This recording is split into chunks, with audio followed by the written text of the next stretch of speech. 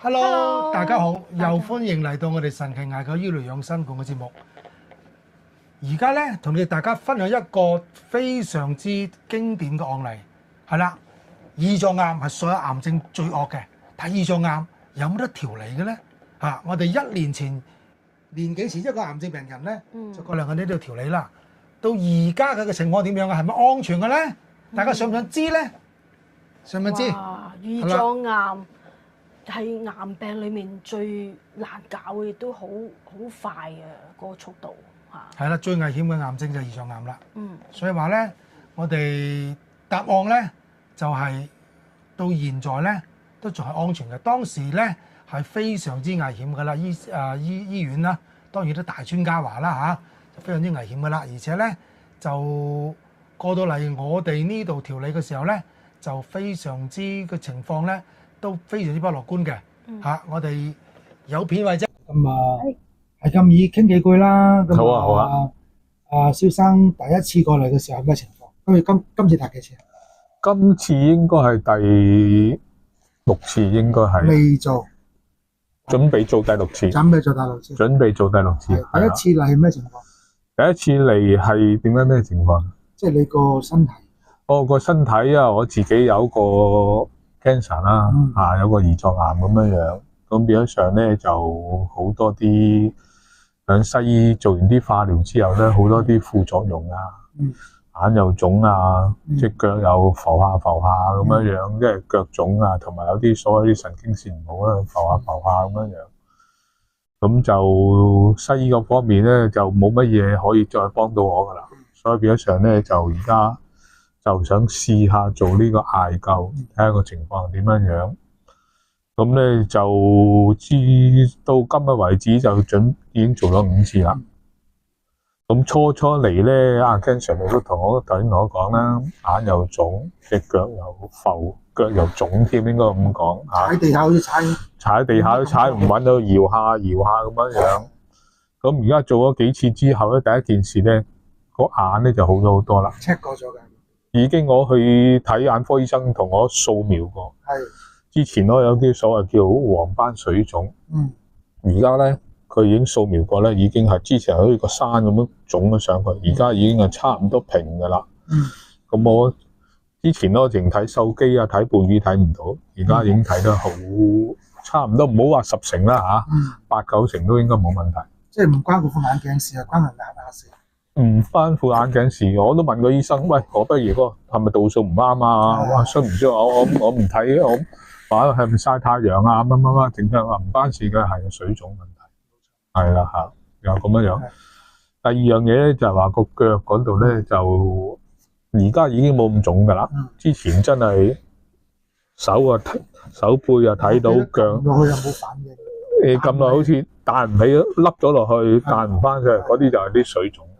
而家睇咗幾次做咗幾次艾灸之後，再有啲按摩啊整啊之後咧，腳腫咧就好咗好多。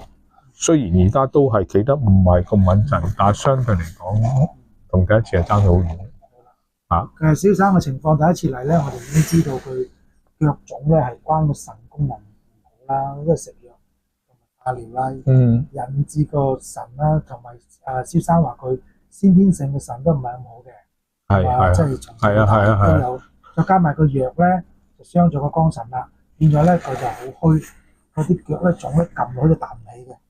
手凍腳凍。手凍腳凍係啦。同埋咧個眼壓就好重嘅，即係好腫。變咗咧，我哋而家咧養翻個腎通咗經絡之後咧，個情況就即刻就大幅咁改善噶啦。好啦，我哋再繼續啦嚇。好啊。呢個真係有一啲嘅優惠喎。係啦，凡係訂閱我哋神奇艾灸醫療養生館嘅頻道嘅咧，我哋將會有8折嘅優惠嘅。點解要優惠大家咧？因為呢個一個中醫嘅推廣咧，如果家族當中有一個人係願意去了解中醫嘅咧，成個家族都係有福嘅。點解咧？因為我哋唔會有大病啊，亦都唔會有重病。呢個胰臟癌嘅先生咧，其實咧我哋門店咧都調理過幾十例各種嘅癌症病人嘅喎，例如嗰啲4期肺癌啊、3期啊、哇前列腺癌啊、腸癌啊、肝癌啊，係仲有鼻咽癌啊，卵巢癌啊，卵巢癌啊，係啦。下一期咧就同大家分享卵巢癌嘅調理，有一個非常之勇敢嘅愛心嘅靚女嘅調理個案嚟嘅。今期咧就分享下我哋嘅愛心先生，佢都好勇敢咁啊，同我哋拍段片，大家都睇到啦。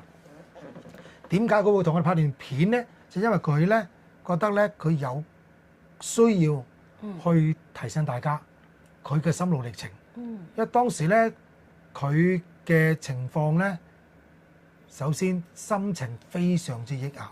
哇！係啦，因為所有癌症病人咧，人哋話癌症病人被嚇死嘅達到70%。即係咪俾病毒傷害？因為咧一去檢體檢一話，哇！呢個病話冇得搞喎，3個月4個月。咁樣咧就如果有醫生同你咁講，你會點啊？即係天跌落嚟咯，係嘛？係啦，呢愛心先生亦都係啦，無啦啦咁樣去檢查，突然之間就出咗大問題啦。瞓唔着覺咯，可能會失眠咗一段時間，係變咗咧精神更加差，又唔食得又唔瞓得，免疫力直接就直線下降，跟住就要做化療啦，做一啲藥物嘅治療啦，咁眼睛咧就黃斑水腫啦，咁腳啊浮腫啦。點解黃斑會水腫係咪即係睇唔到嘢㗎啦？已經睇唔到嘢嘅眼壓非常之高？哦，知唔知點解會眼壓非常之高？佢咪因為癌病所以引起個眼壓高咧？因為化療傷肝傷腎。哦，係啦傷到個眼係咪？哦，傷到個肝先。個肝就主筋其華在目啊嘛，係肝唔好嚇。就眼睛唔好啦，哦，同埋咧個腎主水，係。腳腫咧、眼腫咧哦。就係個腎唔好啦。哦。所以話咧就肝腎兩虧，肝腎同源啊嘛，我哋中醫話肝腎同源。總之你調理肝腎脾胃咧，基本上人嘅免疫力咧就會喺度嘅。所以話咧呢個先生嚟嘅時候咧，癌症指數就唔高嘅喎，300。喂。知唔知點解？嚇，因為殺死咗啦，係嘛？因為啱啱做咗手術。哦，做咗手術啊？係。哦，切割咗。切割咗。個胰臟嘅。係啦。嚇。咁咧做咗手術咧，但係咧隱藏嗰啲癌細胞集中在一點啊嘛。我哋調理嘅時候咧，就會通經絡，嗰啲癌細胞會沿住啲血液咧周圍走，不過稀釋咗嘅。咁我想問阿 Monica 啦。係。一個軍隊你係100人，我100人。咁我係100人打你100人好打，定係你100人打我10個好打啲咧？哇！都係100個人打你10個啦。係啦，咁啊會贏啊嘛。所以咧，如果當個腫瘤佢集中埋一齊嘅時候咧，必須要將佢嗰啲癌細胞將佢分散。分散咧，你個 T 細胞咧，即係你個軍隊啦，就各個殲滅。係。咁樣咧個速度就快好多嘅。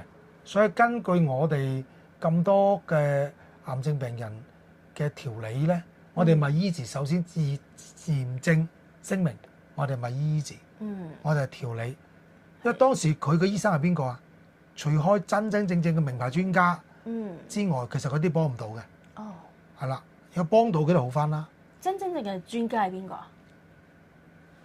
唔係我，唔好意思，好似係我。唔係我，係自身嘅免疫力。OK。咁樣咧，免疫力係咩嚟咧？我講好空泛，就係你血液當中有冇 T 細胞？T 細胞有冇能夠製造巨噬細胞？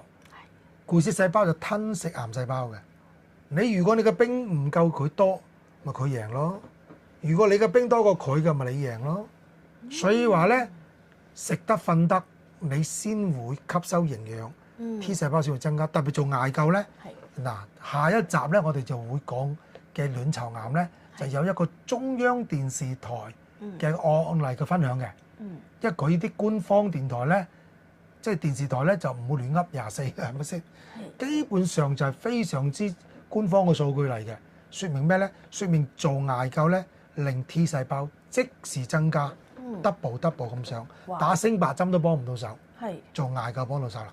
所以呢個個案咧，再一次證明在愛心先生胰臟癌愛心先生嘅身上，係因為佢做完之後咧，佢個身體康復得非常之快嘅，係跟住去日本旅行啦，係嚇，從一個第一次嚟，佢太太夾住佢，吉下咁啊嚟嘅，咁啊眼睛又睇唔到嘢啦，又話要做搞唔好要做眼部嘅手術嘅，但係咧卒之咧就調理咗幾次之後咧，咦睇得翻嘢咯喎，個眼皮單眼皮就變雙眼皮嘅咯喎，跟住咧瞳孔咧就會清晰好多，而且咧個腳已經冇咁浮腫啦，冇擦棉花糖咁樣啊，跟住咧關鍵個腰咧直物佢要咁啊攣住嘅嚇，攣住膏肓啊，真係病入膏肓。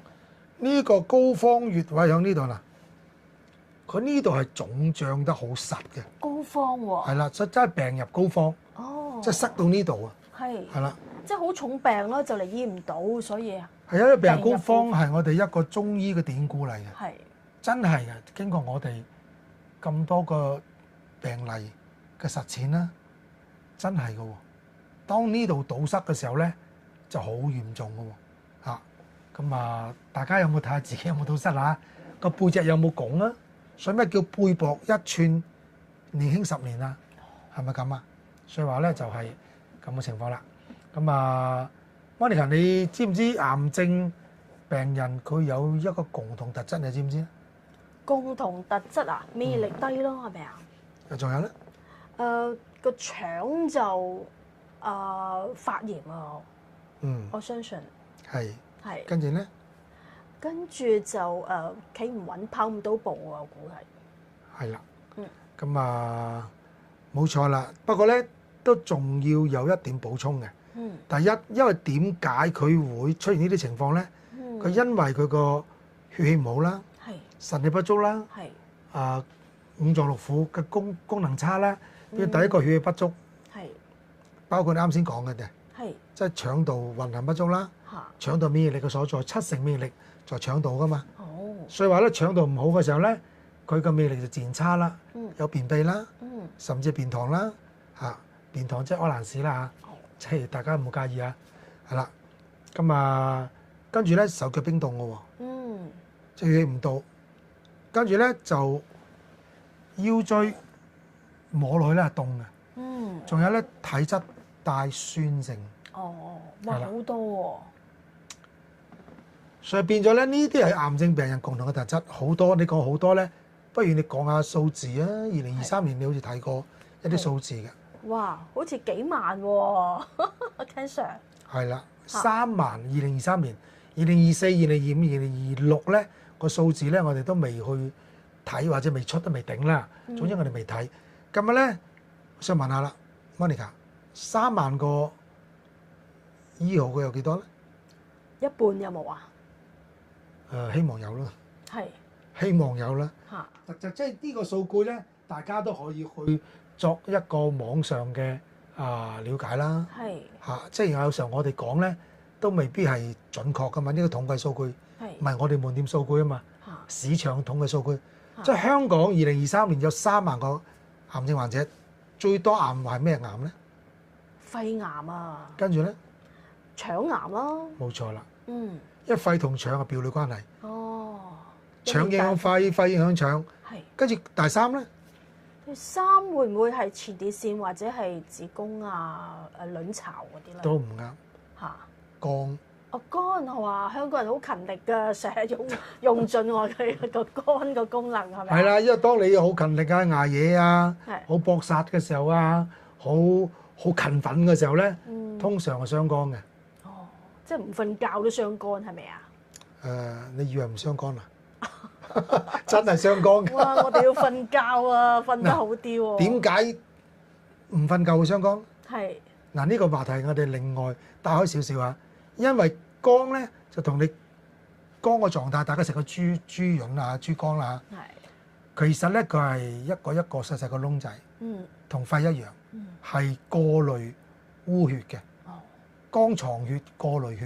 係。因為我哋人咧身體咧就動脈出鮮紅嘅血，靜脈就回收暗紅嘅血。暗紅嘅血就經過肝臟過濾，第二日就泵出嚟俾個肺，係打咗氧之後就入個心，心肺。係咁樣咧，鮮紅嘅血。當你暗紅嘅血，夜晚你唔俾時間肝臟去過濾佢咧，第二日出嚟嘅血係點啊？係好結達達係嘛？冇錯，亦都係質量唔夠嘅。哦，所以變咗咧，結達達咧就會造成咩啊？經絡去唔到個微循環，哦，細胞得唔到血液嘅滋潤就點樣啊？堵塞係嘛？冇錯啦。有淤血咯。所以連續捱幾日嘅人，千祈冇捱幾日嘅通頂。哦，通宵啊！係千祈冇捱咗，點解啊？係知唔知點解？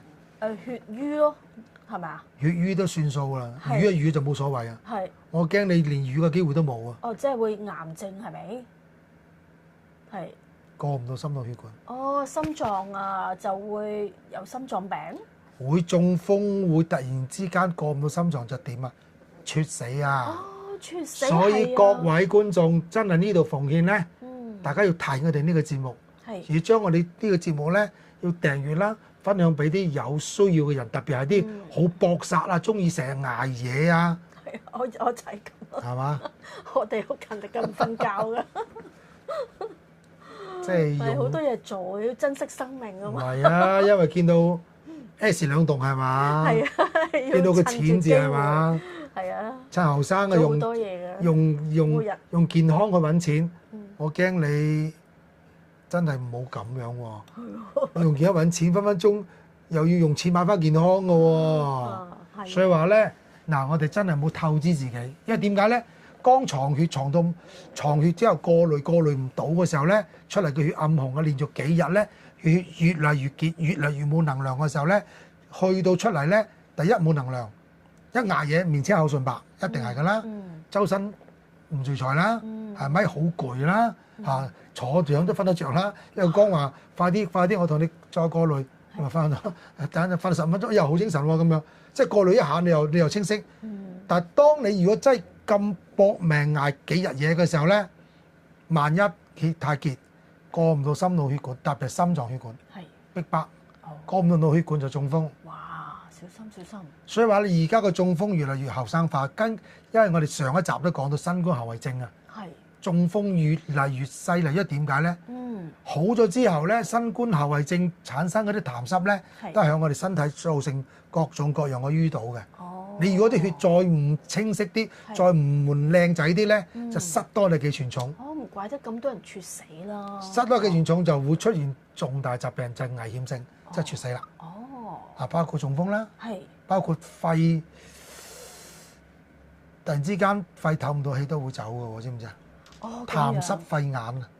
即係老人家話痰濕肺眼，就係肺紅我哋叫做。所以話咧，當你透唔到氣，即係人就得兩樣嘢啫嘛。當你揞住個嘴幾分鐘，你就生命就完結。放光晒你啲血，生命就完結。所以血氣、氧氣就要求生命嘅本錢就係咁啦。好啦，我哋回復翻癌症呢個話題啦。講咗肝點解唔可以捱夜？點解會藏血？因為當你唔瞓覺嘅時候咧，呢度有個百會穴啊，打開眼睛嘅時候咧，百會穴100條神經線嘅匯集就要好多血液去供應你，你先能夠產生思維啊、能力啊、思考啊、細胞活躍啊都要血嘅。邊度俾血佢啊？咪肝咯。所以人餓血歸肝，唔係肚餓個餓啊，係瞓低人餓，血歸肝。躺餓。肝咧就同你過濾血液。令你第日有鮮紅嘅血，你咪好似而家咁靚女咯。原來咁樣，所以我哋真係要幾點瞓覺好啊？正常咧就11點就開始準備㗎啦。因為1點鐘至3點鐘就肝經運作嘅時間嚟嘅。所以大家咧就要尊重我哋老祖宗幾千年嘅總結啦。呢個唔係阿 Ken Sir 講嘅，係我哋引用老祖宗嘅中醫嘅話説經絡落嘅理論，去同大家分享。希望大家即係包括我啦，我都有時候又唔中意瞓落覺，都攞住部手機練幾下有冇啊？有冇大家？係啊。唔好刨嗰啲通宵啊、讀書啊，係咪啊泡幾下算啦，唔好泡得冇超過1個鐘，瞓落去立住relax 15分鐘，即係唔好煲劇20分鐘啊，係咪？係啦，千祈冇煲劇，一煲就越嚟越精神嘅，哦，係係啦，喎，真係咁以碌嗰啲無關緊要嘅嘢，啊咁樣咧 relax 下咧，咁就瞓覺啦。記住呢個習慣，我知道大家咧同我一樣都有呢個習慣嘅，所以一定要改，因為我哋知道咧，即係捱夜咧，即係冇一個好處嘅，係啦。好啦，講翻捱夜，講翻我哋嘅肝啦，因為癌症病人咧就3大臟腑出問題嘅，第一就係個肝啦，第二腎啦，第三個脾胃啦，係，所以話呢幾個臟腑咧就呢度形成一個交叉。三陰交呢個穴位，哦，喺隻腳嗰度。係啦，脾經、肝經、腎經係，交匯個一點，其他經絡係冇交匯嘅。哦，所以話咧，呢3個臟腑交匯，即係證明佢哋相通啊！哦，明唔明？呢個穴位叫三陰交喎。係啦，嚇，係啦，三陰交大家就要真係密切留意，自己撳一撳自己嘅腳啊，痛唔痛啊？腳痛嗰啲點啊？痛㗎，腳痛嗰啲人會點先？腳痛嗰啲呢個位置撳落去痛嘅會點啊？會點樣？即係塞住咯。我哋嗰3條經絡係嘛？冇錯啦，你個臟腑就要快啲揾我哋調理啦。哦，係啊。或者揾第啲方法都得嘅，不過我哋穩陣啲。係啦，咁啊揾Ken Sir 有啲乜嘢優惠咧？啱啱講點解要訂閱我哋嘅頻道咧，就有8折優惠咧。係，因為我哋真係想咧呢個知識帶俾你哋每一個家庭，即係臟腑出問題。係，首先邊度出問題先啊？臟腑出問題，首先係咪個腸出問題㗎？心都啱。嚇，腸出問題，同埋邊度又出問題先？腸出問題其實個心係咪係啦？即係啲其實咧，腸啊、心啊、肝啊、腎出問題咧，都係經絡出咗問題先嘅。係啊，哦，經絡堵塞就行在先，係塞下咧就臟腑出問題。因為點解我要話呢個經絡咧？有個腳啊，係啱啱講咩？肝、脾胃、係腎係個臟腑喺邊度啊？個臟腑啊，個位置喺邊度？腎、脾胃喺呢度，嚇呢入邊。係咯，腎喺呢度啦，一高一低啦。係肝喺呢度啦，斜斜地啦。係個脾胃向肝個旁邊啦，係向個胃嗰度啦。嚇，喂，呢度啊，呢度叫中焦喎。關呢度咩事啊？嚇，因為成條經絡噶嘛，上邊到下邊噶嘛，成條。嗱，我 Monica 咧就冇講錯啦，真係 OK，即係順難代替你地位啦，真係係啦。多謝多謝，係啦。因為好多人話真係唔關事嘅喎，我腳關我上面咩事啫？我試過好多客問，但係咧我哋祖宗咧4、5千年前已經話俾你聽㗎啦。呢度經絡唔通咧，五臟六腑都出事。手上嗰啲咧就係可窿心嘅，係叫做三焦經啦、大腸經、小腸經啦、心經、心包經啦、肺經啦，呢啲就喺呢度，喺手。實心嘅臟腑就喺腳嘅。哦，係啦，肝啊、膽啊、胃啊、膀胱啊、同埋腎啊嗰啲咧就喺腳嘅。哦，每邊都係6條。係係啦，三陰三陽，六陰就6樣咁樣嘅。所以變咗咧，嗱呢啲地方個心喺呢度喎，心包經喺呢度喎，呢度塞咗咧個心冇嗌嘅喎。係，所以話咧好得意嘅喎，所以話咧大家一定要留意我哋呢個頻道，而且咧訂閱啦、點讚啦、收藏啦、分享啦，因為實幫到你哋嘅。係點解？啱先講翻愛心先生個胰臟癌點樣嚟㗎？胰臟癌點樣嚟啊？係咪少瞓覺啊？虛寒濕就形於到，跟住瘤癌啊嘛。哦，虛寒濕形咧就係發炎，係咪啊？形就唔喐。跟住淤堵咧就係淤血啦，跟住先有瘤癌。冇錯啦。哦。所以佢一定係胃經、脾經、肝經堵塞，係導致臟腑出問題。係。係啦，如果唔係無啦啦，點會有病咧？係咪？係一環扣一環。冇錯啦。咁我哋想問下啦，如果無啦啦檢查冇事冇幹，一 check 到肺癌3、4期嗰啲係咩情況咧？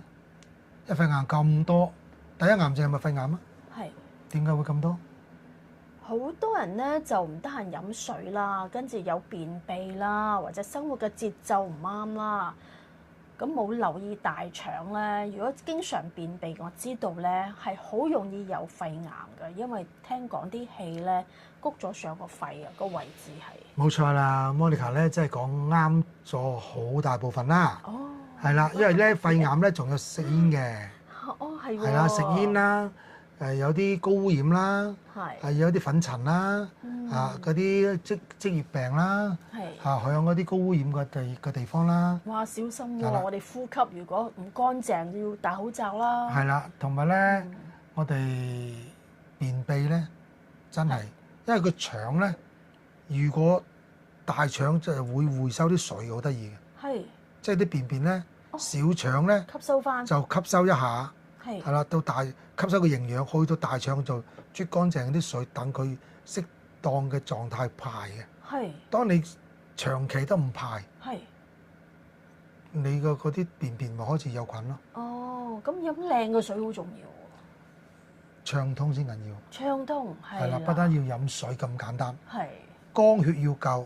嚇。肝腸循環有個我哋中醫有個原理啊。嗯。啊，肝好就肺好，肺好咧就腸好。係，因為肺同腸表裏關係，即係隔離。我想問大家啦，大家去廁所，我唔係問啲粗俗嘢啊，使唔使用氣嘅咧？要肺啊，嗬！便便之前有冇好多人會唔會放屁嘅咧？哦，係啊，就係咁啦。哦，因為個腸係 S 喺呢度，升結腸、橫結腸、降結腸呢邊小腸係有 S 型，呢度 S 型，即係攣埋一嚿嘅。當佢個要通落嚟嘅時候咧，首先氣先行嘅。哦，係。如果入邊有啲氣咧，氣先行，氣一放出嚟咧，個便便就到㗎啦，差唔多。哦。所以話咧，就咁嘅情況啦，就即係要通腸道咧，其實一啲都唔難嘅。咁我哋有即係我會分一集專門講點樣通便秘嘅。即係有啲人話食嗰啲瀉藥啊，其實係唔啱嘅。係。食瀉藥齋瀉唔補咧，會傷身體嘅。哦，有啲更好方法嗬！有啲更好嘅方法，好多人好需要喎。係啦，大家密切留意啦。而家今集咧就關注點講緊呢個胰臟癌為基礎，講緊癌症嘅特質。嚇，點解會得癌？我哋應該點樣調理？係啦，呢個即係今集嘅重點。係啦，咁啱先講到我哋睇到調理喎，調理。其實咧睇你去到邊度。如果咧一二期咧，其實咧未必需要極端手段啊。我哋講極端手段，即係化療啦。哦。電療咧就最好就少啲。而家好似有啲冷凍嘅新科技咧，就傷害性冇咁大嘅。哦。但係都會凍死隔離左右個細胞嘅。哦。係啦，都同佢個電療差唔多。哦。嗯。即係我個評估啦，即係未必係嘅，係嘛？我個評估嘅啫，嚇。咁好啦，如果唔需要用極端嘅手段，自己嘅體質搞得掂咧，其實最好啦。通常咧，自己嘅體質即係點咧？即係到你五臟六腑好嘅時候，你邊有癌啫？點樣令到我哋五臟六腑好咧？即係平時要去疏通調理咯。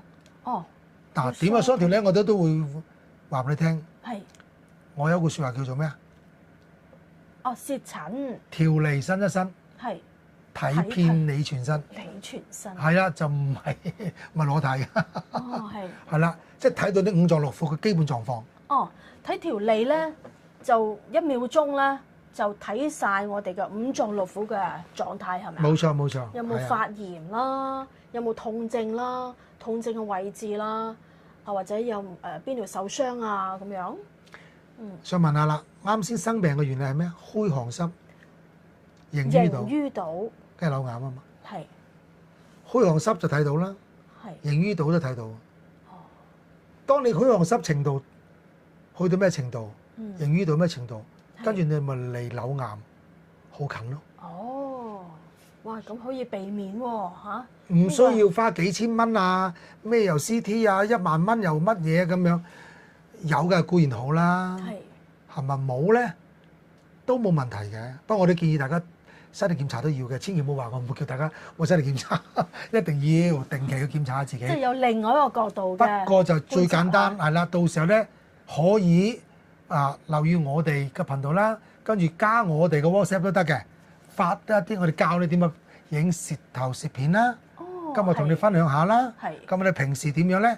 似痕啦就濕啦，開裂就唔夠氣啦，條脷好白好滑嗰啲咧，咪就濕氣重咯。嗱，咁可以咧，各位觀眾咧可以聯絡我哋嘅小助手，咁咧就可以將我哋嘅家人啦或者自己嗰個舌診咧脷面啦，係咪？舌底啦，我哋會教你同埋咧脷底啦。係啦。咁咧就即係個標準圖啦，應該嚇。咁咧就可以教大家舌診啦。咁使唔使收費啊？舌診？舌診我都想收費嘅。如果呢個有的話就 OK， 收幾多錢？免費係啦。我以為收10蚊都，即係嚇即係幫到大家睇到自己嘅身體狀況先。正喎，係咪有冇啲咩需要調理嘅？要及早調理，我哋叫做咩啊？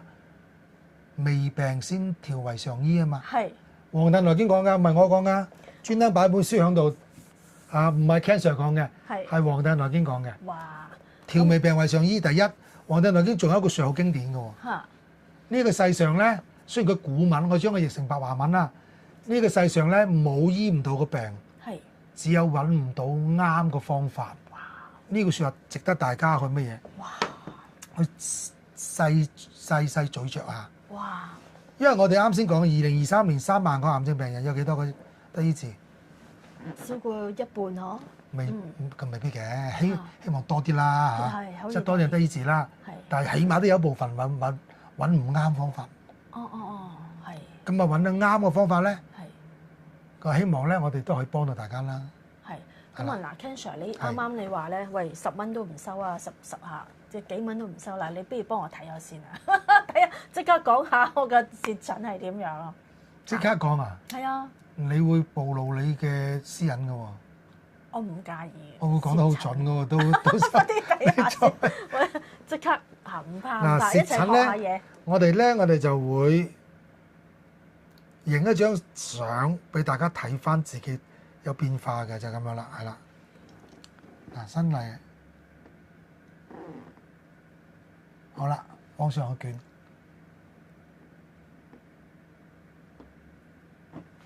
嗱，清唔清楚啊？都清楚嘅。係。嗱，如果一放上去俾大家睇咧，你嘅私隱就暴露㗎嚇。即係有少少淤血啦，即係個舌底啦，個腰椎咧。嗱，你睇下。係。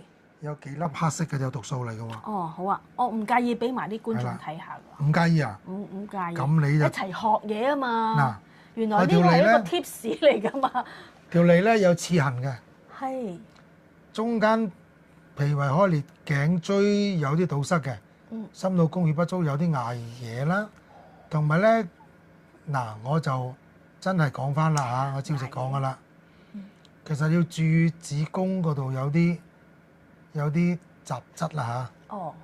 凸起咗啊，凹凹凸凸呢度。哦，係喎，係唔夠運動啊，我少。所以咧，注意子宮囊腫肌瘤啦。